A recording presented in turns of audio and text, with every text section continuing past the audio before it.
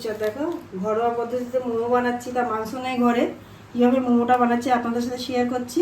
তা প্রথমে একটু দেখো আন্দাজ মতো নুন দিয়ে দিলাম, সাদা তেল দিয়ে দিলাম অল্প করে একটু চিনি সামান্য।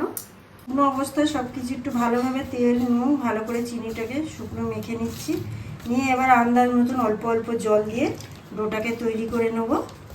পুরো ডোটা তৈরি হয়ে গেছে, তা ঢাকনা দিয়ে রেখে দেবো রেস্টে 10 মিনিটের মতন। তা দেখো একটা ফ্রাই প্যান বসিয়ে দিলাম, 1 চামচের মতন বাটার দিয়ে দিচ্ছি। এটা সাদা তেলেও করা যাবে। বাটারটা পুরো গলে গেছে, এখানে দিয়ে দিলাম 1 চামচের মতন রসুন বাটা। এবার দেখো রসুনটা কিন্তু হালকা ভাজতে হবে, বেশি ভাজতে হবে না। 1 চামচ মতন আদা দিয়ে দিলাম। দিয়ে দিলাম 4 চামচের মতন পেঁয়াজ, ছোটো ছোটো টুকরো করে নিয়েছি, একটা বড় পেঁয়াজ নিয়ে। দেখো হালকা পুরো দিয়ে এগুলো একদম হালকাভাবে নেড়ে নিয়ে এবারে দিয়ে দিচ্ছি সয়াবিনটা। কোনো গরম জল না, ঠান্ডা জলে ভিজিয়ে রেখে দিয়েছিলাম, দিয়ে ভালো করে পেস্ট করে নিয়েছি মিক্সিতে। নিয়ে এভাবে দিয়ে দিচ্ছি।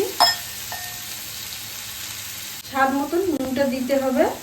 আর এখানে দেখো চিলি ফ্লেক্সটা ব্যবহার করছি। এইখানে যে যেরকম ঝাল খান সেই বুঝে দেবে। 5 চামচ মতন সোয়া সস দিচ্ছি, সস দিয়ে দিলাম।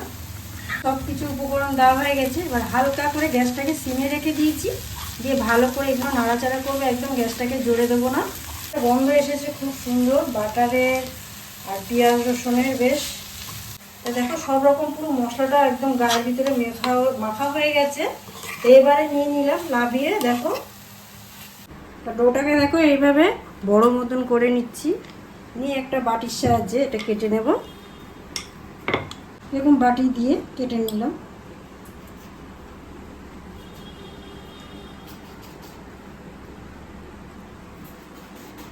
তো এইভাবে তুলে নিয়ে আবার একটা ডো বানাবো।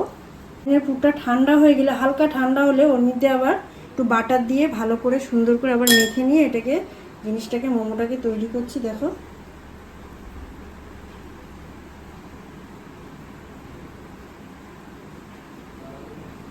বানিয়ে নিচ্ছি। দেখো